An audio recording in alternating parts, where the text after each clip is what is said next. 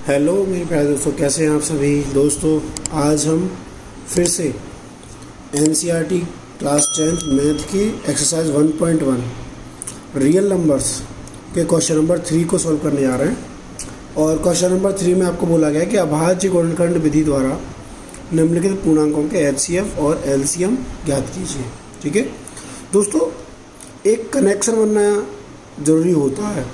ठीक है, मेरे और आपके बीच में जो कनेक्शन है वो तभी बनेगा जब आप थोड़ा सा टाइम देंगे। ठीक है, समय आपको देना पड़ेगा। अगर समय आप देने लग गए तो जो मैं आपको सिखाना चाह रहा हूँ, मैं जो आपको बताना चाह रहा हूँ, वो आप बहुत ही बेहतरीन तरीके से सीखने और समझने लग जाएंगे। लेकिन उसके लिए थोड़ा सा समय जो है वो ज़रूरी होता है। ठीक है, तो आप घबराइए मत, हम बढ़ते हैं और इस क्वेश्चन को सॉल्व करते हैं। क्वेश्चन के अंदर बोला गया कि अभाज्य गुणनखंड विधि द्वारा निम्नलिखित पूर्णांकों के एचसीएफ और एलसीएम ज्ञात कीजिए।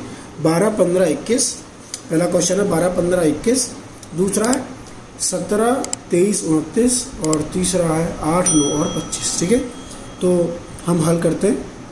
हल ठीक है, और जो पहला खंड है 12, 15 और 21, ठीक है, इसे हल करते हैं।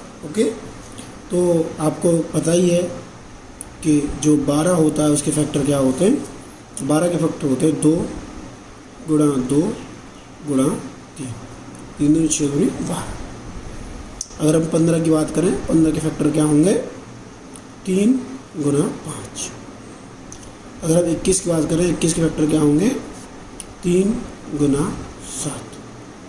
ठीक है, तो इसे हम इस तरीके से लिख सकते हैं 2 की घात 2 गुणा 3।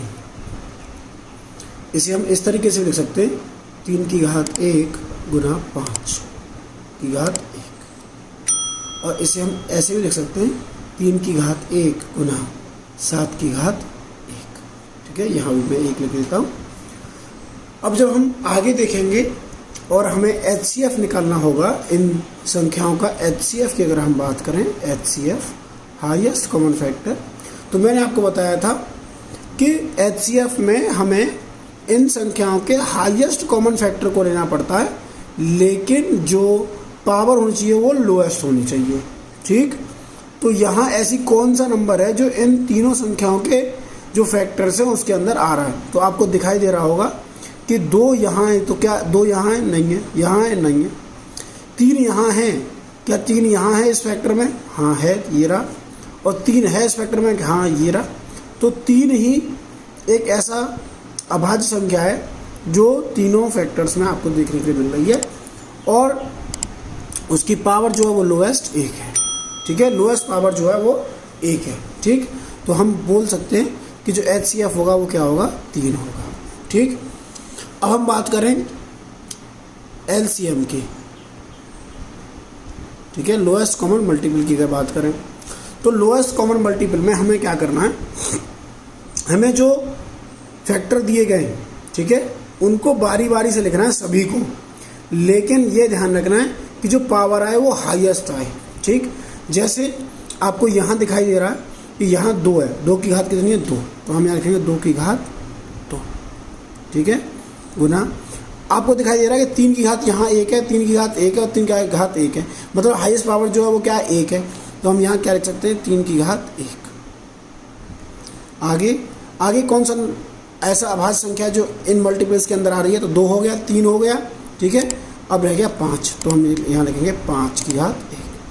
अब 5 के अलावा क्या चीज़ रह गई 7, तो ये हो गया 7 की घात 1। ठीक है, तो कहने का मतलब ये है कि जो आपका इसे सॉल्व करके जो वैल्यू बनेगी वो बनेगी 2 दूनी 4 गुना 3 गुना 5 गुना 7। ठीक है, ये आपकी वैल्यू बनेगी। और जब हम इसका मल्टीप्लाई करेंगे, तो ये हमारी वैल्यू जो है वो बनेगी 420। 420। तो आप बोल सकते हैं क्या कि जो हमारी मासा है, जो हमारा एचसीएफ है वो हमारा क्या है 3, और जो हमारा एलसीएम है वो क्या हमारा 420। ठीक है, इस तरीके से हम इन क्वेश्चंस को सॉल्व कर सकते हैं। ठीक है, तो हमने बहुत ही आसान तरीके से ये जो एचसीएफ और एलसीएम है वो निकाले। अब हम दूसरे खंड की तरफ बढ़ते हैं।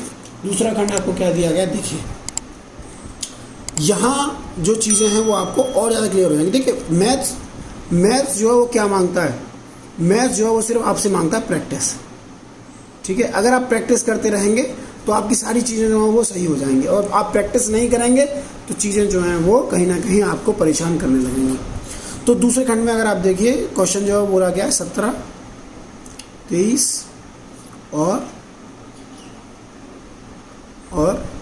29। ठीक है, 17, 23 और 29। इसके हमें सबसे पहले अभाज्य गुणनखंड करने, तो अभाज्य गुणनखंड हम कर देते हैं। 17 के जो अभाज्य गुणनखंड होंगे वो होंगे 1 गुना 17। ठीक है, 23 के जो अभाज्य गुणनखंड होंगे वो होंगे 1 गुना 23, क्योंकि ये तीनों ही संख्या जो हैं वो खुद ही अभाज्य हैं। ठीक है, और 29 के जो अभाज्य गुणनखंड होंगे वो होंगे 1 गुना 29। ठीक है, तो इस तरीके से हम यहाँ क्या कर सकते हैं, इनके अभाज्य गुणनखंड जो हैं वो कर सकते हैं। ठीक है, अब बढ़ते हैं आगे और देखते हैं कि इसे हम आगे किस तरीके से हल करेंगे। ठीक, तो मैंने आपको पिछले जो सॉल्व किया था उसमें मैंने आपको बताया कि ये तीनों ही संख्याएं जो अभाज्य थी, जब हम इनका HCF निकालेंगे, हाईएस्ट कॉमन फैक्टर निकालेंगे, तो आपको हाईएस्ट कॉमन फैक्टर में इसमें दिखाई दे रहा है कि इसमें 1 है 17 है, इसमें 1 है 23 है, इसमें 1 है 29। तो एक ही जो है वो एक ऐसी संख्या है जो तीनों में कॉमन है। तो जो HCF होगा वो आपका क्या हो जाएगा, HCF हो जाएगा 1। ठीक है, अगर हम LCM की बात करें,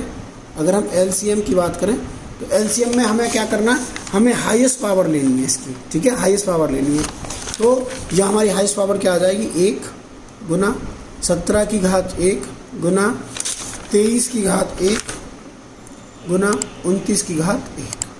ठीक है, और जब हम इसका मल्टीप्लाई करेंगे तो हमारे पास जो वैल्यू है वो आएगी 11,339। तो जो हमारा HCF आया इन संख्याओं का वो 1 आया, और जो LCM आया वो 11,339 आया। आप इस तरीके से लिख सकते हैं। ठीक है, तो हम लिख देते हैं क्या कि अतः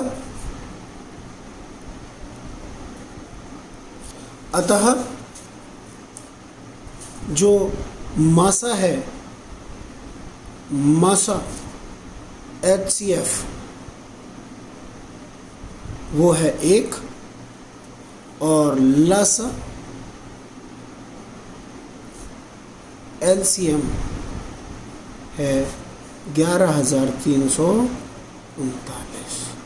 ठीक है, आप इस तरीके से इस क्वेश्चन को सॉल्व कर सकते हैं, इस तरीके से आप इसे सॉल्व कर सकते हैं। ठीक है, अब बढ़ते हैं अपने तीसरे भाग की तरफ। तीसरे भाग में बोला 8, 9 और 25। ठीक है, 8, 9, और 25। ठीक है, तो हम अभाज्य गुणनखंड विधि से अभाज्य गुणनखंड ज्ञात करेंगे। तो क्या कैसे करेंगे, 8 के जो अभाज्य गुणनखंड होते हैं वो होते हैं 2 गुणा 2। ठीक है, 2 दूनी 4 दूनी 8। अगर हम बात करें 9 की, तो 9 की जो अभाज्य गुणनखंड होते हैं वो 3 गुणा 3, और 25 के जो अभाज्य गुणनखंड होते हैं वो होते हैं 5 गुणा 5। ठीक है, अब यहाँ भी वही परिस्थिति जो है वो आपको दिखाई दे रही है कि यहाँ कोई भी अंक जो है वो समान नहीं है। अगर हम चाहें तो इसे ऐसे भी लिख सकते हैं, 2 की घात 3, इसे लिख सकते हैं 3 की घात 2, और इसे लिख सकते हैं 5 की घात 2। ठीक है, परिस्थिति वही बन रही है, यहाँ कोई भी चीज़ समान नहीं है, कॉमन नहीं है। तो इसका मतलब ये है कि जो हाईएस्ट कॉमन फैक्टर जो है वो आपका क्या आया, 1। क्या आया, 1, क्योंकि 1 जो होता है वो प्रत्येक संख्या का मल्टीपल होता है। अगर आप कंफ्यूज हो रहे हैं तो मैं यहाँ लिख भी सकता हूँ 1 गुना 2 गुना 2 गुना 2, 1 गुना 3 गुना 3, और 1 गुना 5 गुना 5।